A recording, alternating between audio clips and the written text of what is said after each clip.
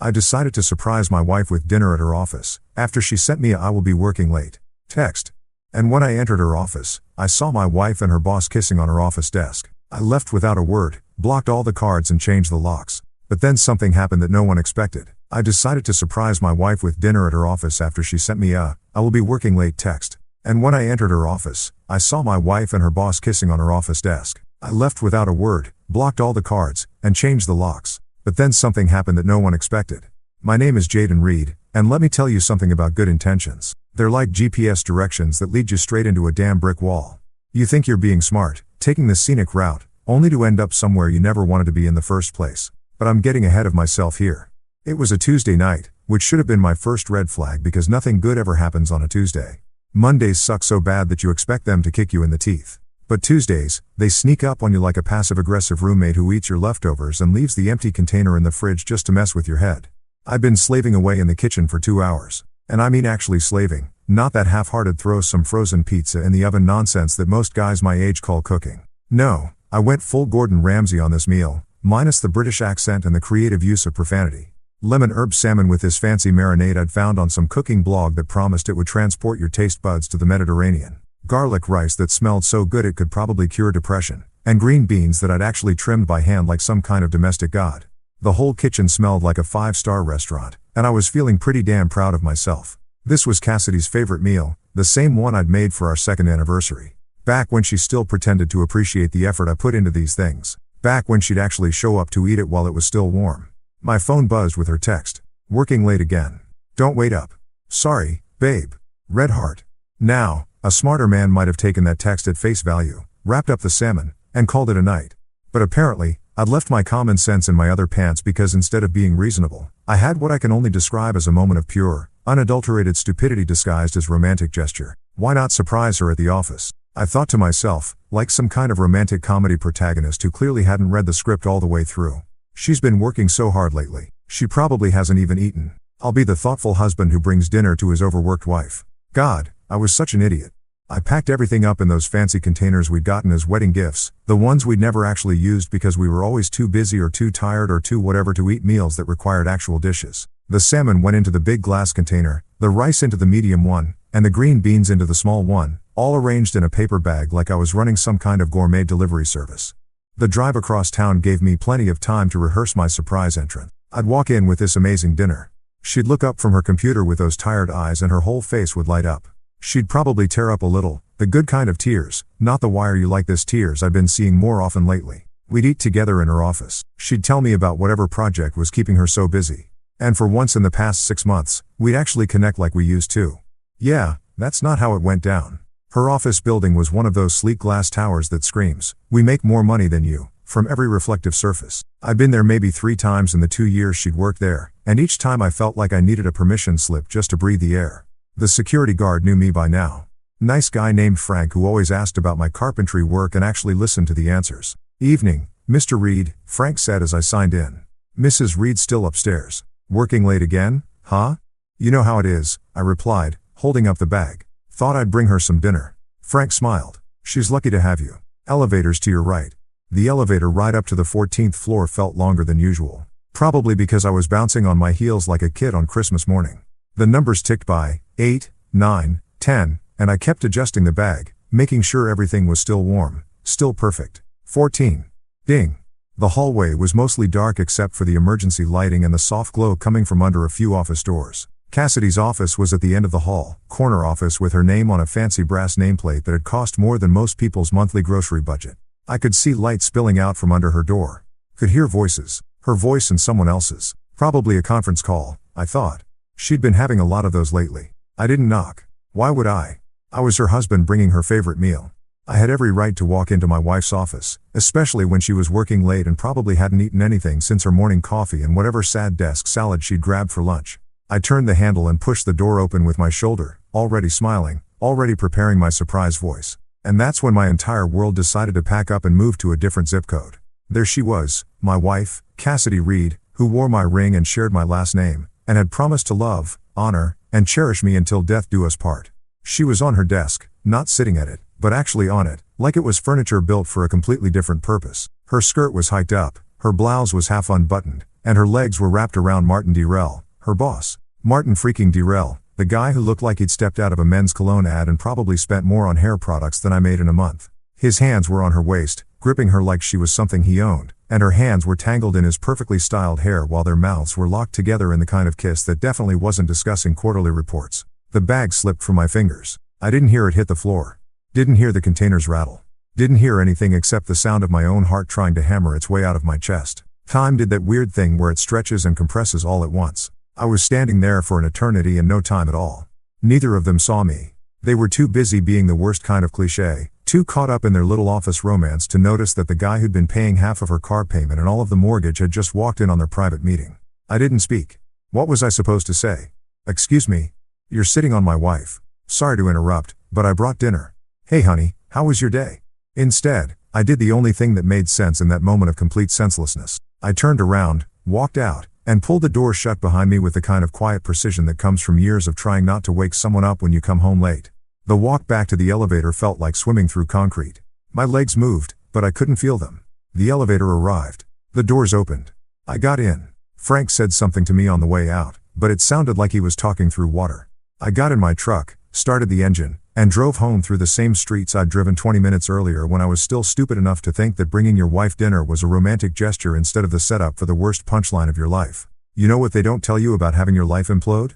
It's not dramatic like in the movies. There's no swelling orchestral music, no dramatic monologue, no slow-motion breakdown in the rain. Nope. It's just you sitting in your truck in your own driveway, staring at a house that suddenly feels like someone else's property, wondering when exactly you became the punchline to a joke you didn't even know was being told. I sat there for God knows how long. Engine running, heat blasting, but feeling colder than a penguin's backside in Antarctica. The radio was off. Hell, everything was off. My brain had basically put up an out of order sign and called it a day. The silence wasn't peaceful. It was the kind of quiet that presses against your eardrums like it's trying to squeeze the thoughts right out of your skull. My hands were still gripping the steering wheel like it was the only thing keeping me from floating away into space. White knuckles, cramped fingers, the whole 9 yards. I kept replaying what I'd seen like some kind of masochistic highlight reel. Cassidy on that desk. Martin's hands on her waist. The way she'd kissed him like she meant it. Like she'd been thinking about it all day. Like maybe she'd been thinking about it for months. How long had this been going on?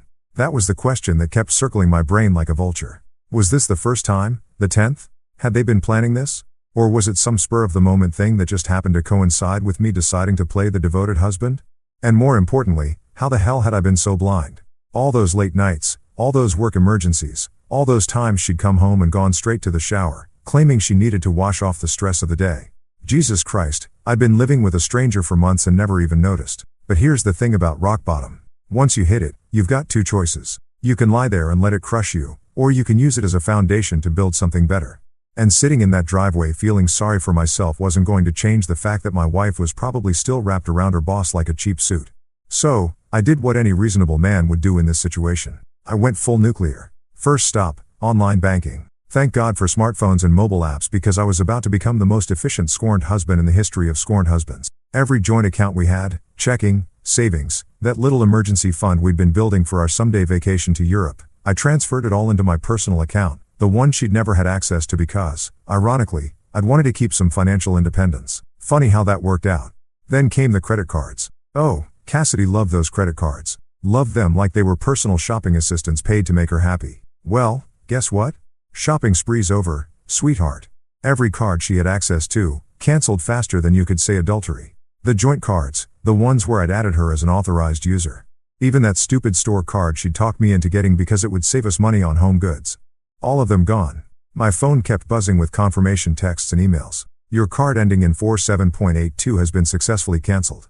Account transfer of $47,332 has been completed. Each notification felt like a small victory, like I was finally doing something instead of just sitting there like a deer in headlights. But I wasn't done. Not even close. The house keys were next. Now, I'm a carpenter by trade, which means I know a thing or two about locks and security. I'd installed our deadbolts myself, picked out the hardware, the whole deal. And now I was going to change every single one of them. I had a spare set in my truck.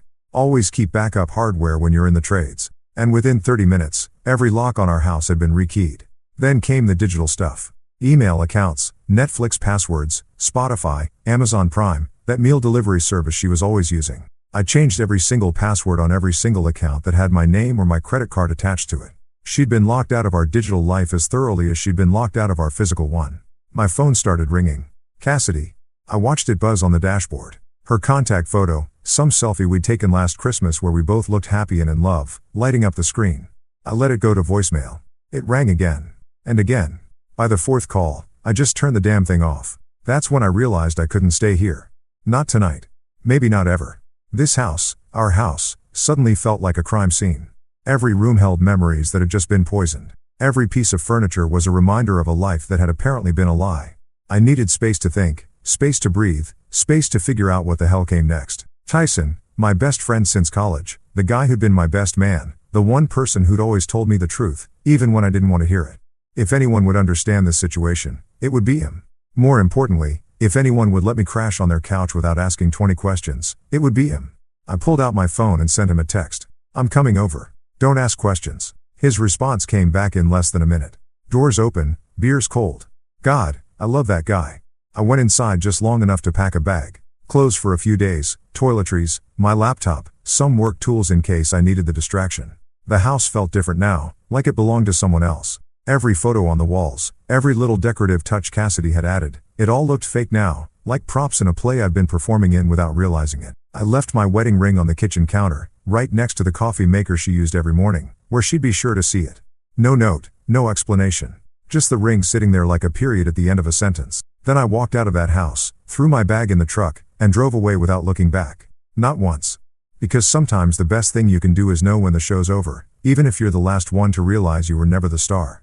You were just the guy paying for the theater. Tyson's place was exactly what you'd expect from a guy who'd been single for 3 years and had given up pretending he was going to settle down anytime soon. The apartment screamed functional bachelor pad, leather couch that had seen better days, a coffee table made from reclaimed wood that he'd probably built himself during one of his weekend warrior phases, and a kitchen that looked like it was used primarily for reheating pizza and storing beer. But you know what? It felt more like home than my actual home had in months. He opened the door before I even knocked, took one look at my face, and stepped aside without saying a word. That's real friendship right there. Knowing when someone needs space to breathe before they need advice, sympathy, or 20 questions about what went wrong. He just pointed toward the couch, disappeared into the kitchen, and came back with 2 ice-cold Budweisers. Rough night? He asked, settling into his recliner like we were just hanging out watching the game instead of me having a full-blown life crisis in his living room. You could say that. I took a long pull from the beer and felt some of the tension in my shoulders start to loosen. Found Cassidy playing tonsil hockey with her boss on her office desk. Tyson nearly choked on his beer. Jesus Christ, man. Are you serious? Dead serious. Walked in expecting to surprise her with dinner, got surprised with dinner and a show instead. The sarcasm was coming easier now, like my brain was finally catching up to what had happened and defaulting to dark humor as a coping mechanism. That's... He paused, clearly trying to find the right words. That's seriously messed up, dude. I'm sorry. Yeah, well, join the club. Population, me. I leaned back into the couch cushions and closed my eyes. But here's the thing. I'm not just sitting around feeling sorry for myself. I already started taking care of business. That got his attention. Tyson sat forward, eyebrows raised. What kind of business? The kind that involves making sure she can't spend another dime of my money or get back into my house. I ran through everything I'd done. The bank accounts, the credit cards, the locks, the passwords. With each item on the list, I watched Tyson's expression shift from concern to something that looked suspiciously like pride. Damn, Jaden. You don't mess around when you're pissed off. I'm not pissed off, I said and realized I actually meant it. I'm done. There's a difference. Pissed off implies I want to fight about it, want to argue, want to try to fix things. Done means I'm moving forward with or without her. And I'm pretty sure it's going to be without. That first night at Tyson's, I barely slept. Not because I was heartbroken, well, not entirely, but because my brain was running calculations like some kind of divorce algorithm. What assets did we have? What debts? How long would this take? What was I going to need to protect myself legally? By morning, I'd made a decision. I needed a lawyer, and not just any lawyer. I needed someone who specialized in making sure cheating spouses didn't get to profit from their betrayal. Lucky for me, Tyson knew just the person. Camilla Rivers, he said over coffee that actually tasted decent for once. She handled my sister's divorce 2 years ago. Complete shark in the courtroom, but fair. And she doesn't mess around with the emotional stuff. She focuses on results. Sounds perfect. Can you get me her number? 20 minutes later, I was dialing a family law office, expecting to leave a voicemail and wait 3 days for a callback like every other professional service in this city. Instead, Camilla Rivers picked up on the first ring herself. Rivers Family Law. This is Camilla. Miss Rivers. My name is Jaden Reed. Tyson Maxwell referred me. I need to file for divorce and I need to do it right. Adultery? She asked, cutting straight to the chase. Among other things. Yeah. How long have you been married? 3 years. Any kids? No. Assets? House, joint savings, retirement accounts? Pretty standard stuff. When did you discover the affair? Last night. About 4 hours ago. There was a pause and I could hear her typing. And what have you done since then? I told her everything. The financial moves, the locks, the passwords, the whole systematic dismantling of our shared life. When I finished, she was quiet for a moment.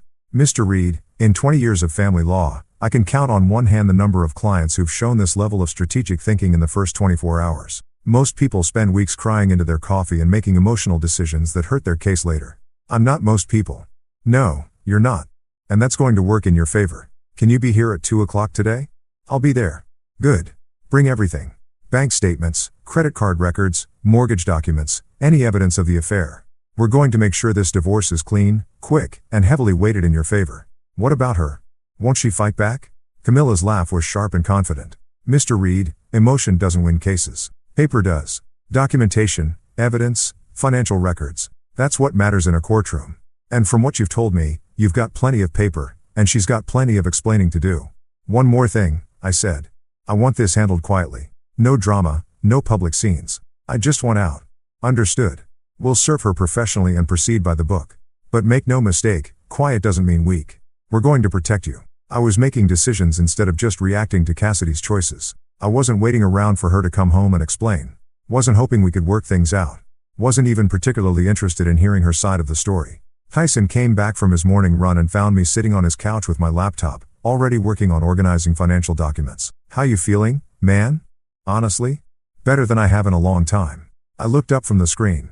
I think I've been waiting for an excuse to get out of that marriage for months. I just didn't want to admit it. Sometimes it takes getting hit by a truck to realize you were standing in the middle of the road, he said. Yeah, well, this truck just did me a favor. Now I know exactly where I stand. And more importantly, I know exactly what I need to do about it. And for the first time since this whole mess started, I actually meant it. You know what's funny about betrayal? Just when you think you've hit rock bottom, life hands you a shovel and says, keep digging, champ. There's more down there.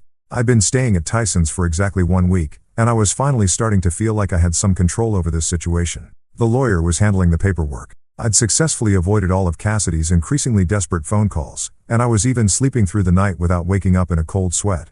That's when my phone buzzed with a message from someone I barely knew. Marley Shaw. I had to think for a minute before I could even place the name. She worked with Cassidy, some kind of marketing coordinator or project manager. I think we'd met exactly once at the company Christmas party last year. She seemed nice enough, kind of quiet, the type who probably saw everything, but didn't say much about what she observed. Not exactly someone I'd expect to hear from during my personal apocalypse. The message was short and to the point. You deserve to see this. Attached was a screenshot that made my blood run colder than a polar bear's lunchbox. It was a text conversation between Cassidy and Martin, and the timestamp showed it was from 3 weeks ago. 3 weeks. While I was cooking her favorite dinners and asking about her day and generally being the world's most oblivious husband, she was having text conversations that read like a masterclass in calculated manipulation. Martin, when are you going to tell him? Cassidy, not yet. The mortgage is almost paid off. Another 6 months, maybe 8. Martin, I hate this sneaking around. Cassidy, just be patient. Let Jaden pay off the house, then I'll file. Half of everything becomes mine anyway. Martin, what if he finds out? Cassidy, he won't. He's too trusting. Too busy trying to be the perfect husband to notice what's happening right under his nose. Martin, and after? Cassidy, after, we can stop pretending. I'll have the house equity, half the savings, alimony if I play it right. Then we can do whatever we want. I read it 3 times before my brain fully processed what I was looking at. This wasn't some spontaneous affair that had gotten out of hand. This wasn't a moment of weakness or a mistake or any of the other excuses people use when they get caught cheating. This was a plan, a calculated, cold-blooded, long-term plan to use me as a personal ATM while she built a new life with her boss. My hands were shaking so hard I almost dropped the phone.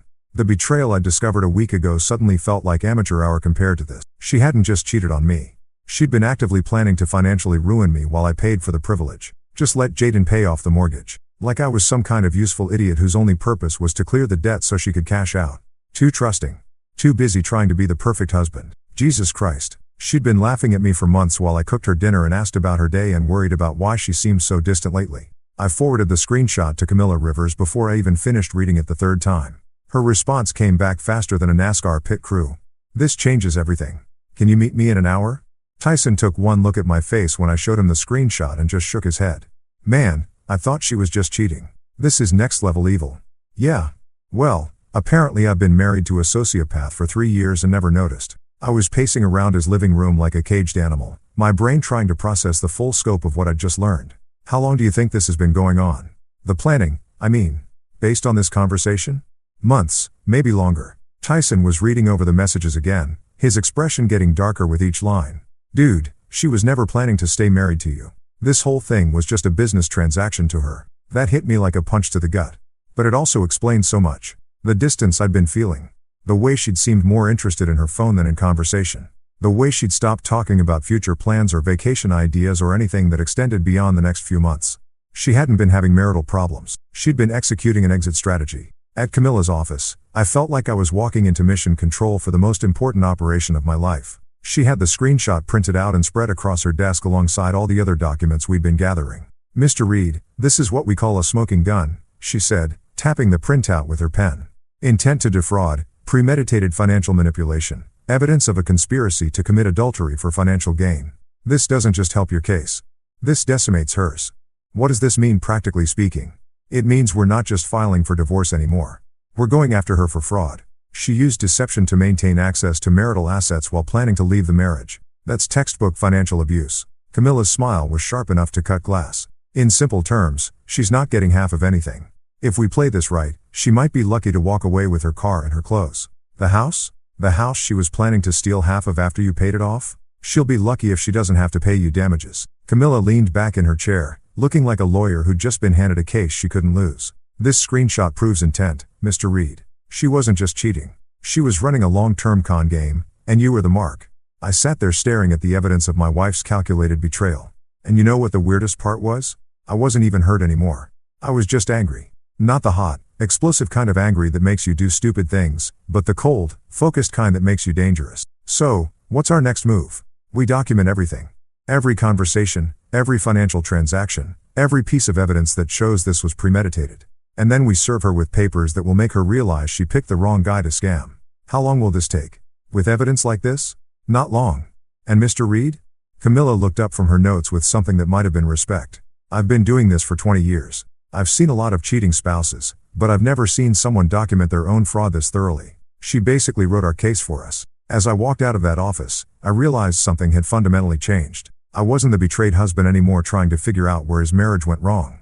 I was a guy who'd discovered that his business partner had been embezzling from their joint account and now it was time to call in the auditors. Cassidy thought she was playing chess while I was playing checkers. Turns out I wasn't even playing her game anymore. I was playing an entirely different sport, and I had home field advantage. If you've never sat in a lawyer's conference room while someone methodically destroys your entire marriage with color-coded file folders and legal tabs, let me tell you, it's like watching a really expensive autopsy. Except instead of figuring out what killed the body, you're figuring out exactly how much you're lying. Cheating wife thought your trust was worth in cold, hard cash. Camilla's office had this big mahogany conference table that probably cost more than my truck, and she turned it into what looked like the war room for Operation Screw Over Cassidy. I'm talking full-scale military planning here, complete with documents sorted by date, relevance, and what she called evidentiary value, which was apparently lawyer speak for how badly this will hurt her in court. "Mr. Reed, what we're building here isn't just a divorce case," Camilla said, spreading out bank statements like she was dealing cards in the world's most expensive poker game. "We're building a fraud case with a divorce attached. There's a difference, and that difference is going to save you a lot of money." She wasn't kidding about the organization. Every receipt I'd brought in, every bank statement, every credit card transaction, it was all there, sorted into neat little piles that told the story of my marriage in a way that was both completely accurate and absolutely devastating. "Financial manipulation," she said, tapping the first stack. These were copies of all the joint account statements showing how Cassidy had been steadily increasing her spending over the past 8 months while I'd been focused on paying down the mortgage. Dinners with clients that I now realized were probably dates with Martin. Shopping trips that she'd explained as work clothes, but were clearly way beyond anything she needed for her job. Weekend girls trips that suddenly made a lot more sense in the context of that screenshot. Premeditated fraud, she continued, moving to the second pile. This was the gold mine.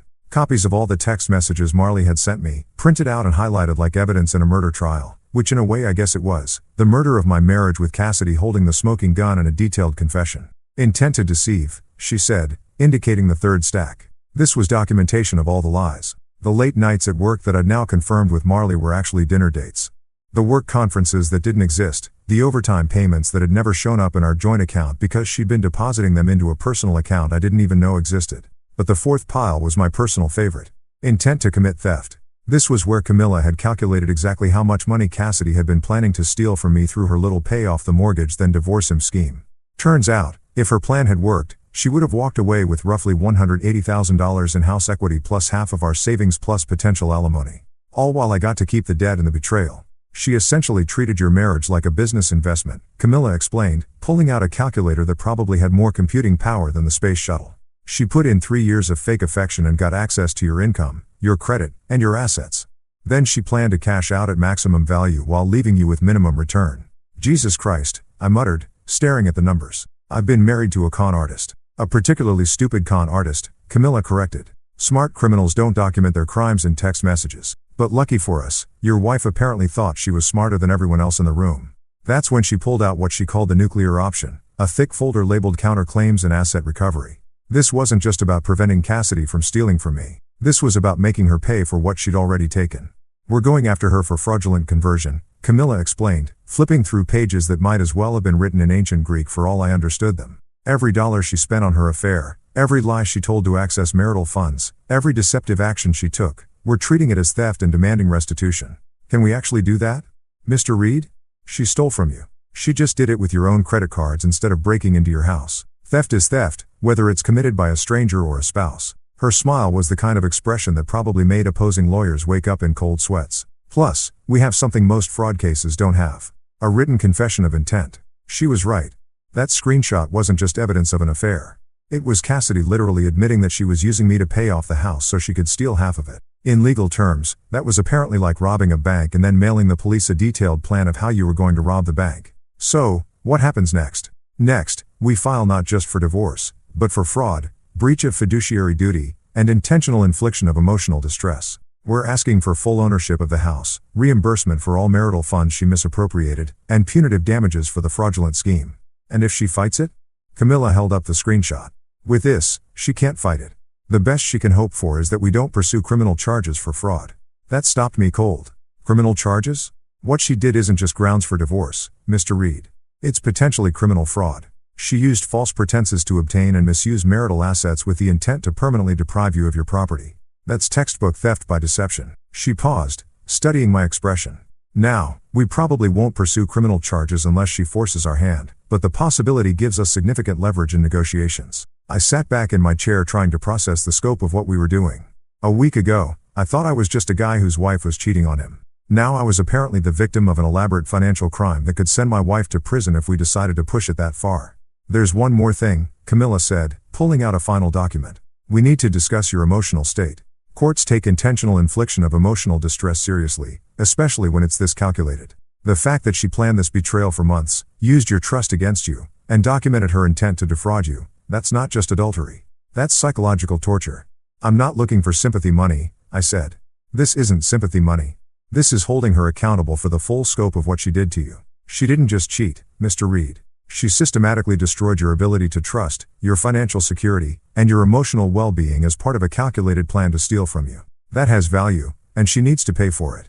Looking at that conference table covered with the evidence of my wife's betrayal, organized into neat little piles that told the story of how thoroughly I'd been played, I realized something important. I wasn't the victim anymore.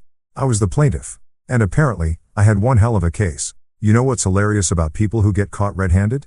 They always think the problem isn't what they did, it's that they got caught doing it.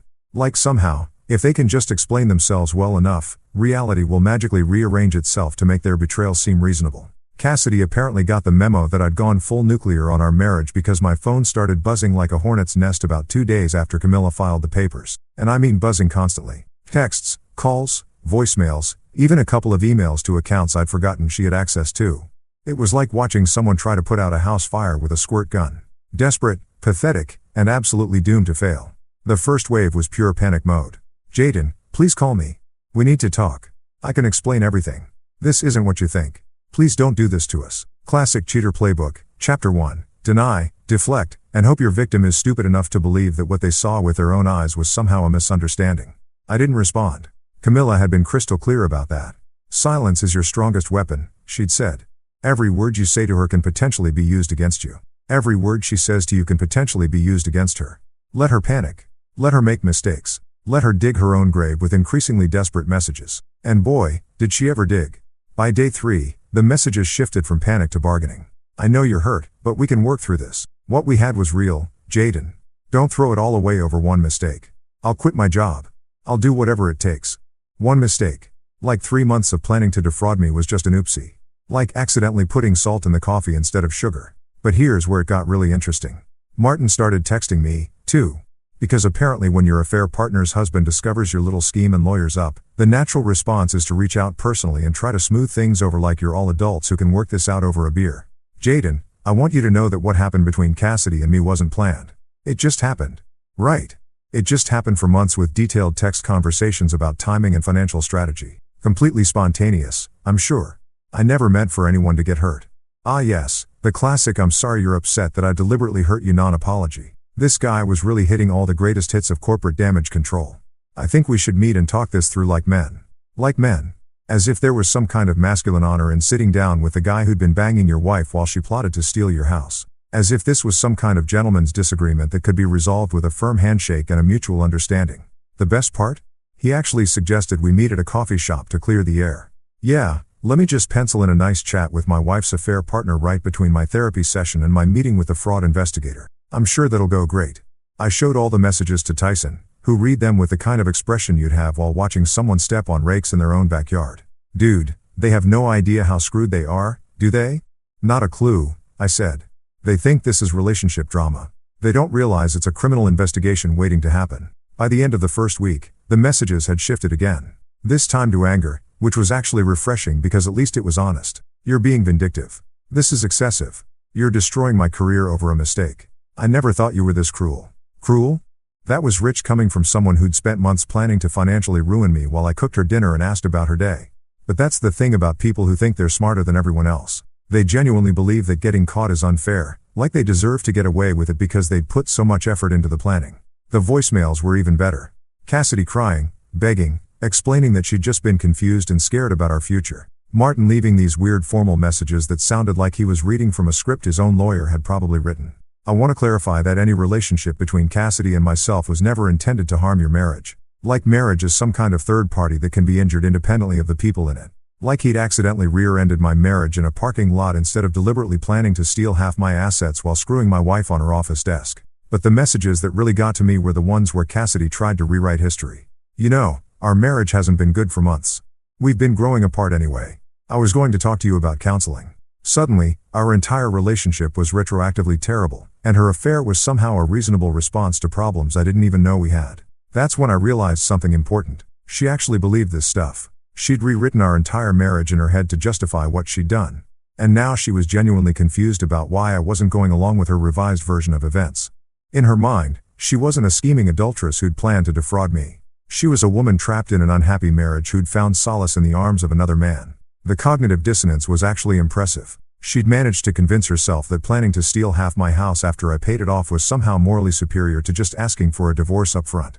Like the elaborate deception was actually a kindness, sparing me the pain of knowing she wanted out until after I'd served my purpose as her personal mortgage payment service. Tyson found me one evening sitting on his couch with my phone turned off, just staring at the wall. "You okay, man?" "Yeah," I said, and I actually meant it. "I'm just amazed at how thoroughly I didn't know the person I was married to." "That's not on you, dude. Sociopaths are good at hiding what they are. The weird part is I'm not even angry anymore. I'm just done. Like completely done. She could send me 1,000 more messages and it wouldn't change anything. She could show up here with tears and apologies and promises to change and it still wouldn't matter. Because you finally see her for what she really is. Because I finally see me for what I really am," I said. "And what I am is someone who deserves better than spending his life with someone who thinks love is a long-term investment strategy." My phone stayed off for the rest of the night. And for the first time since this whole mess started, the silence felt like peace instead of emptiness. There's something deeply satisfying about watching karma show up to work right on time, wearing a crisp uniform and carrying official paperwork. I'm talking about the kind of cosmic justice that makes you believe the universe has a sense of humor and occasionally enjoys a good revenge plot. Camilla had called me 2 days earlier with news that made my week. The papers are ready and I've arranged for service. Where would you like this to happen? Now, most people would probably choose the safe, private option. Have the papers delivered to her house, maybe her car, somewhere discreet where she could process the shock without an audience. But here's the thing about being systematically betrayed by someone you trusted. It changes your perspective on what constitutes appropriate public behavior. Her office, I said without hesitation. During business hours. Make sure it's when people are around. There was a pause on the other end of the line. Mr. Reed, are you sure? That's going to be public. Camilla, she screwed her boss on her office desk while I was home cooking her dinner. The public ship has already sailed. I'm just making sure it docks at the right port. I like your style. I'll arrange for service at 2 p.m. on Friday. Peak workplace visibility. The beauty of it was poetic justice at its finest. She'd chosen that office as the scene of her betrayal. So, it seemed only fitting that it should also be the scene of her consequences. Plus, there was a certain symmetry to the whole thing. I'd walked into that building as the oblivious husband bringing dinner, and now I was going back as the plaintiff serving divorce papers for fraud. I didn't have to be there for the actual service, but wild horses couldn't have kept me away. I wanted to see her face when she realized that her carefully planned exit strategy had just become her entrance to legal hell. Call it petty, call it vindictive, call it whatever you want. I called it closure. I parked across the street from her office building at 1:45 p.m. and waited. The process server was a professional named Dave who looked like he'd been delivering bad news for 20 years and had perfected the art of staying calm while other people's worlds exploded. He'd called to confirm the timing and location, and his instructions were simple. Find Cassidy Reed in her office on the 14th floor and hand her a manila envelope that would officially end her marriage and potentially start criminal proceedings against her. At exactly 2 p.m., I watched Dave walk through the glass doors of the building where my wife had planned my financial destruction. He was carrying a leather briefcase and wearing the kind of confident expression that said he'd done this 1,000 times before and knew exactly how it was going to play out. I waited in my truck, watching the building like it was about to explode, which in a way it was. Somewhere up on the 14th floor, Cassidy was about to discover that actions have consequences, that planning to defraud your husband isn't as foolproof as it seems, and that screenshots of text messages have a funny way of ruining your day. 20 minutes later, Dave walked back out of the building. He spotted my truck across the street and gave me a subtle thumbs up before getting in his car and driving away. Mission accomplished. The papers had been served, and somewhere upstairs, my wife was probably reading through legal documents that explained exactly how screwed she really was. But I wasn't done yet. I wanted to see her reaction for myself. I got out of my truck and walked across the street, through the same glass doors I'd walked through 2 weeks earlier with a bag of lemon herb salmon and the naive belief that I was married to someone who actually loved me. Frank the security guard recognized me immediately. "Hey, Mr. Reed. Haven't seen you in a while. Here to see Mrs. Reed?" "Something like that," I said, signing in on the visitor log. "Is she upstairs?" "Far as I know." Seemed a little rattled when I saw her a few minutes ago, though. "Everything okay?" "Everything's perfect, Frank. Just perfect." The elevator ride to the 14th floor felt different this time. 2 weeks ago, I'd been nervous with anticipation, excited to surprise my wife with her favorite meal. Now, I was calm with certainty, satisfied to witness the consequences of her choices. The nervous energy was gone, replaced by something that felt suspiciously like peace. The hallway was busier than it had been that night. People walking between offices, carrying files, having conversations about quarterly projections and marketing strategies, normal office stuff, which made what I was about to see even more satisfying. I could hear her before I could see her. Cassidy's voice, higher than usual, stressed and shaky, coming from her corner office. The door was open and there were people gathered around, co-workers who'd probably heard about the process server and were trying to figure out what kind of legal drama had just invaded their workplace. I positioned myself where I could see into her office without being obvious about it. And there she was, sitting at her desk, the same desk where she'd been kissing Martin 2 weeks earlier, holding a manila envelope and looking like someone had just told her that the apocalypse had been scheduled for next Tuesday.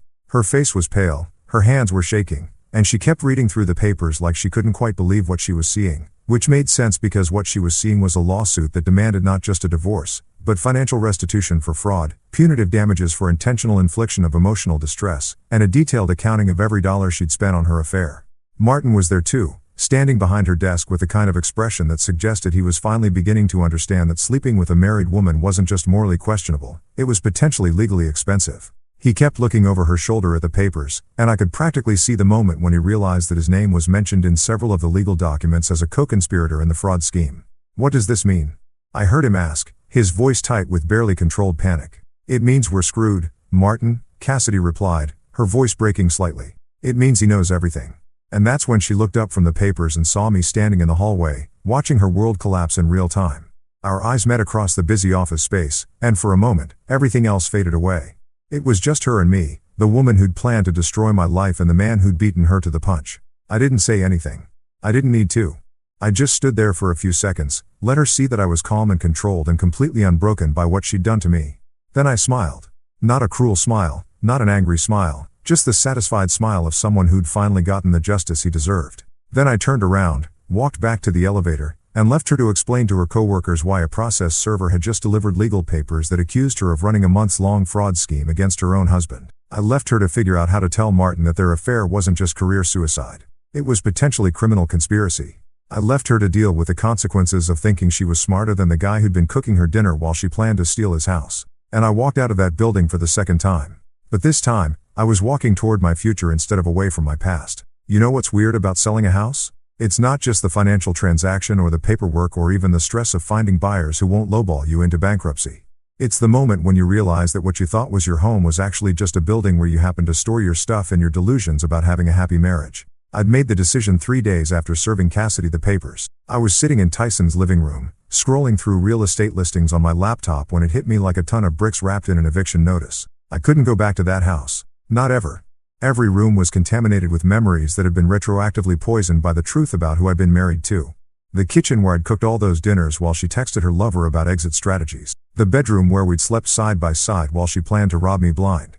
The living room where we'd watched Netflix and made small talk while she calculated how much my trust was worth in dollars and cents. The whole place was like a crime scene where the crime was my own stupidity. But here's the beautiful thing about hitting rock bottom. Once you're down there, you get to decide what you want to build on the wreckage. And what I wanted to build was a life that didn't include a single reminder of the 3 years I'd spent being played by someone who thought love was a business transaction. So I called a realtor. Not just any realtor, but Karen Martinez, the same woman who'd helped us buy the place 3 years earlier when we were young and stupid and thought we'd found our forever home. She remembered me, remembered us, and when I explained the situation, she didn't even try to talk me out of it. Jaden, honey, I've been doing this for 15 years, she said over the phone. I've seen plenty of divorce sales, and I can tell you right now that keeping a house just because you put money into it is like keeping a shirt just because it's expensive even though it doesn't fit anymore and makes you look terrible. So, you think I'm making the right call? I think you're making the only call that makes sense. How soon do you want to list it? Yesterday. I'll be there tomorrow morning with the paperwork. The next few days were a blur of staging and photography and open houses that felt like watching strangers audition to live in the museum of my failed marriage. Potential buyers walked through the rooms where my life had fallen apart, commenting on the hardwood floors I'd refinished myself and the kitchen backsplash Cassidy had picked out during one of our weekend trips to Home Depot. This is a lovely space, one woman said, standing in the kitchen where I'd cooked that final dinner. Very romantic. Yeah, I said, it's got character. What I didn't say was that the character was naive husband gets systematically destroyed by sociopathic wife, but that probably wasn't going to help with the sale. The house sold in 6 days. 6 days. Apparently, the market for 3-bedroom colonials with updated kitchens and recent heartbreak was pretty strong. The buyers were a young couple who reminded me of Cassidy and me 3 years earlier, full of plans and optimism and completely convinced that they'd found their happily ever after. I almost felt sorry for them, not because the house was cursed or anything, but because they had that same look Cassidy and I had probably had when we'd first walked through these rooms. That this is where we'll build our life together expression that's equal parts hope and illusion. But hey, maybe they'd actually make it work. Maybe they'd actually love each other instead of using each other. Maybe their marriage would last longer than it took to pay off the mortgage. The closing was scheduled for 2 weeks later, which gave me plenty of time to pack up everything I wanted to keep and figure out what to do with everything I didn't. It's amazing how much stuff you accumulate when you think you're building a permanent life with someone. Wedding presents we'd never used. Furniture we'd bought for rooms we'd planned to redecorate. Pictures of trips we'd taken back when I thought her smiles were genuine. I kept the tools, obviously, my workshop equipment, my truck, my clothes, and exactly 3 pieces of furniture. The leather chair my dad had given me when I graduated college, the coffee table I'd built myself, and the bed from the guest room because there was no way in hell I was keeping the mattress where my wife had probably been fantasizing about her boss while I slept next to her. Everything else went to charity, got sold online, or found its way to the curb with a free sign. The dining room set we'd saved up for, the living room furniture we'd picked out together, the decorative crap that had turned our house into what she'd called a home. All of it had to go. Not because I was being vindictive, but because keeping any of it felt like preserving evidence of a crime. The hardest part was the photos. We'd had pictures everywhere. Wedding photos, vacation shots, candid moments from before I knew I was living with a con artist. I spent an entire afternoon going through them, and it was like watching a documentary about someone else's life. There we were at the beach in Florida, looking happy and in love. There we were at my sister's wedding, dancing like we meant it. There we were on Christmas morning, exchanging gifts and acting like we had a future together. I kept exactly one photo, not because I missed her or missed what we'd had, but because I needed to remember what lies looked like when they were smiling at you. I needed a reminder that people can fake anything if the payoff is big enough. The rest went in the trash. Every single one. 3 years of documented deception straight into the garbage where they belonged. 2 weeks later, I sat in the lawyer's office, not Camilla's office, a different one that handled real estate, and signed papers that officially transferred ownership of my former home to people who still believed in happy endings. The check I walked out with was substantial enough to give me options, which was more than I'd had when this whole nightmare started. That evening, I stood in the driveway of what was no longer my house, holding the keys I'd just handed over to the new owners. The place looked the same from the outside. Same mailbox, same front door, same windows that had witnessed the slow-motion destruction of my marriage. But it felt different. It felt like someone else's problem. I got in my truck and drove away without looking back. Not because I was too hurt to look, but because there was literally nothing behind me worth seeing. The house where I'd been lied to, cheated on, and financially manipulated was someone else's fresh start now. And for the first time in months, that felt exactly right. You know what's funny about starting over? You spend so much time planning your dramatic exit from your old life that you forget to plan your equally dramatic entrance into your new one. So, there I was, officially divorced, financially intact, thanks to Camilla's legal wizardry, and completely homeless by choice, standing in the middle of downtown looking for an apartment like some kind of middle-aged college kid.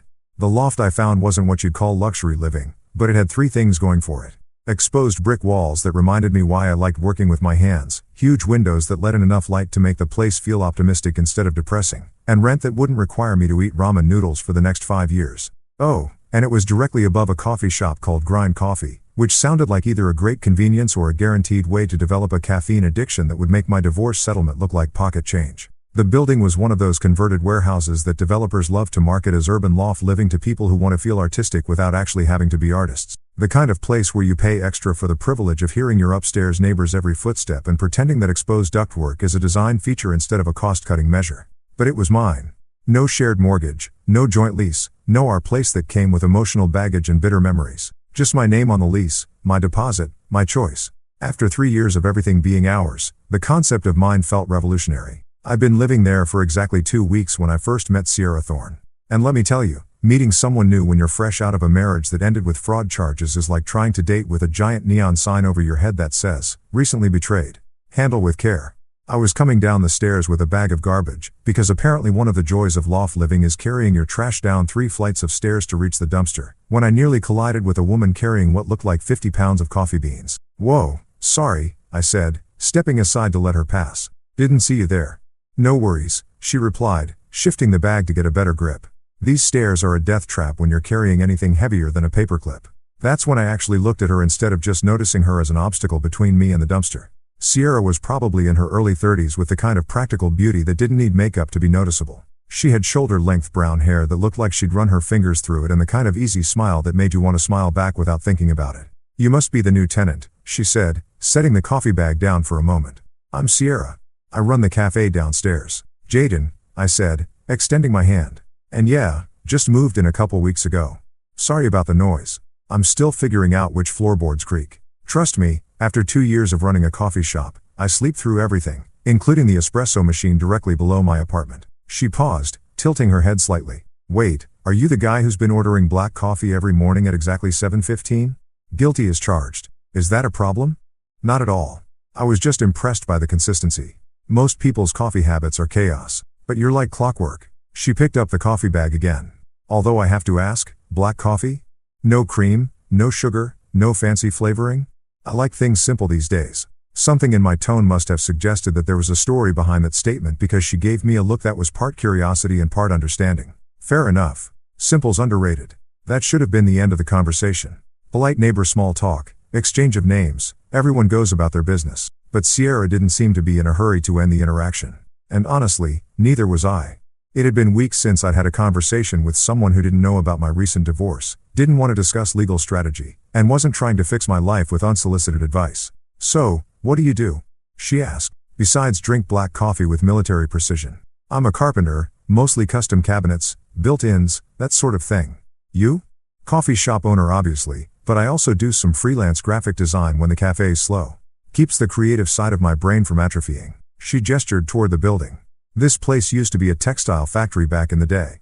I bought the ground floor 2 years ago and converted it into the cafe. The owner let me have first dibs on the apartments upstairs when they finished the renovations. So, you've been here since the beginning? Pretty much. Watch this whole neighborhood transform from industrial wasteland to hipster paradise. She paused, studying my face with the kind of direct attention that suggested she was good at reading people. What about you? What brought you to downtown loft living? And that's where things got complicated because the honest answer was my wife was cheating on me while planning to steal half my assets, so I divorced her, sold our house, and decided to start over somewhere that doesn't remind me of being systematically betrayed by someone I trusted. But you can't just dump that kind of information on someone you've known for 5 minutes, especially someone who seems genuinely nice and probably doesn't deserve to have her day ruined by a stranger's relationship trauma. Life changes, I said, which was the truth without being the whole truth. Sometimes you need a fresh start. Sierra nodded like that made perfect sense. I get that.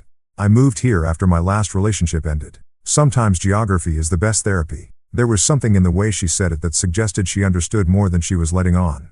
Not the kind of understanding that comes from curiosity or sympathy, but the kind that comes from experience. Like maybe she'd had her own reasons for needing a fresh start. Well, she said, picking up the coffee bag again.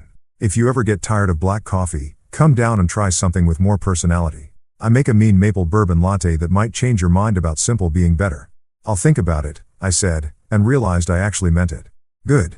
And Jaden? She was halfway down the stairs, but turned back to look at me. Welcome to the neighborhood. I think you're going to like it here. As I watched her disappear around the corner, carrying 50 pounds of coffee beans like they weighed nothing, I realized something unexpected. For the first time in months, I was looking forward to tomorrow morning's coffee run. You know what's really twisted about the human brain? Just when you think you've successfully moved on from someone who systematically betrayed you, just when you've built a new life and found someone who treats you like a human being instead of a walking ATM, the past shows up at your door like an unwanted pizza delivery that you never ordered and definitely don't want to pay for. It was a Tuesday morning, because apparently all the significant moments in my life were destined to happen on Tuesdays, and I was getting ready to head downstairs for my daily coffee ritual with Sierra. We'd been doing this dance for about 3 months now. This careful progression from neighbor small talk to actual friendship to something that felt suspiciously like the beginning of something real. She'd started saving me a maple bourbon latte every morning, even though I'd never actually ordered one. I'd started showing up 15 minutes early just to help her move the heavier supplies around. We'd progressed from standing at the counter to sitting at the corner table, from talking about the weather to talking about everything else. And somewhere along the way, I'd stopped thinking about Cassidy every time someone mentioned trust or marriage or the future. Then the doorbell rang. I opened the door expecting to see a delivery driver or maybe Tyson dropping by unannounced, but instead I found a cardboard box sitting on my doormat like some kind of emotional landmine. No delivery truck in sight, no signature required, just a medium-sized box with my name written on it in handwriting I recognized like a scar. Cassidy's handwriting. The same loops and curves that used to write grocery lists and birthday cards and apparently text messages about how easy I was to manipulate. There was a note taped to the top. Jaden, I know you probably don't want to hear from me, but I found these things while packing up my stuff. I thought you might want them. If you want to throw them out, I understand. I just didn't want to forget what we had, even if it wasn't real for me the way it was for you. See, even her apology was a backhanded insult. What we had wasn't real for her. But apparently she assumed it was real for me, like I was some kind of emotional simpleton who'd been genuinely invested in our marriage while she was running a long-term con. The nerve of this woman was honestly impressive. I stared at that box for about 5 minutes, debating whether to just throw it in the dumpster without opening it. Whatever was inside, photos, letters, mementos from our relationship, it was guaranteed to be either painful or infuriating or both. Why voluntarily sign up for that kind of emotional damage? But curiosity is a hell of a drug. And after 3 months of successfully not thinking about Cassidy, I found myself genuinely wondering what she thought was worth returning. What remnants of our fake marriage did she think I'd want to keep? I was still standing there holding the box when Sierra appeared at the top of the stairs, probably wondering why I hadn't shown up for coffee. Hey, you okay? She asked, taking in my expression and the box in my hands. You look like someone just delivered you a live grenade. Something like that, I said.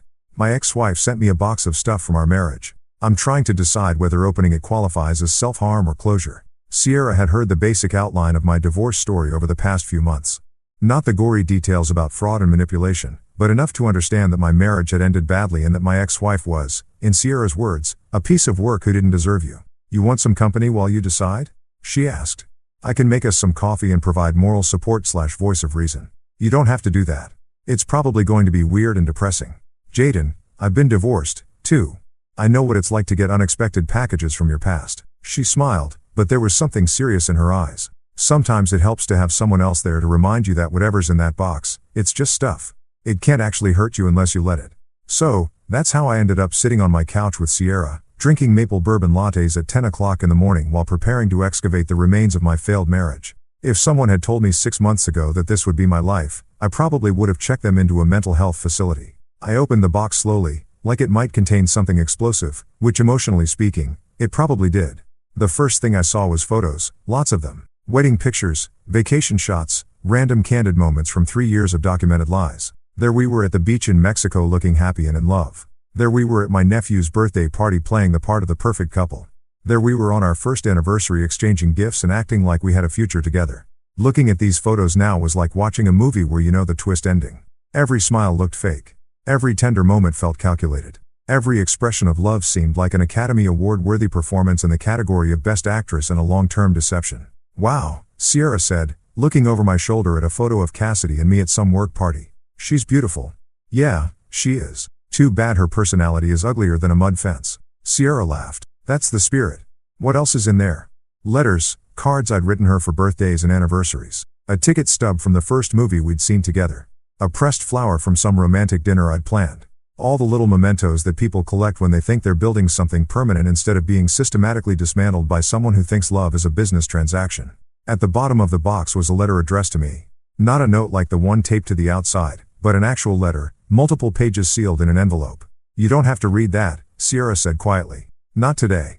Not ever if you don't want to. No, I think I do. I opened the envelope and scanned the first few lines. It was exactly what you'd expect. A long rambling explanation of how sorry she was, how she'd made mistakes, how she hoped I could forgive her someday.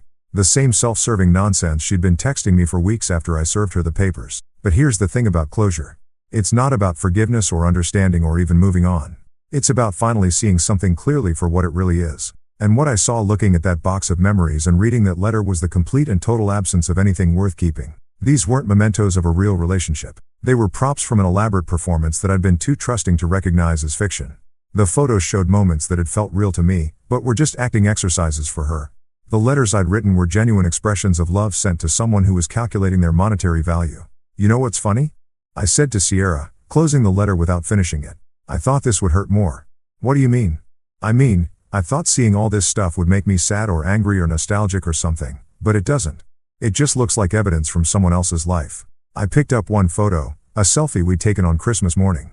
Both of us smiling at the camera like we were the happiest couple in the world, and really looked at it for the first time since everything fell apart. I'm keeping this one, I said. Really? Why?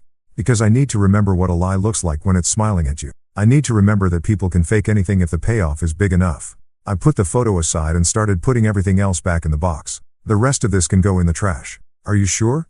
Sierra? I looked at her. You can't rebuild your life while you're still carrying around the wreckage of your old one. I spent 3 years building something with someone who was never really there. I'm not going to spend the next 3 years mourning something that was never real. I closed the box and set it by the door. Later, I'll take it down to the dumpster where it belongs. But right now, I have something more important to do.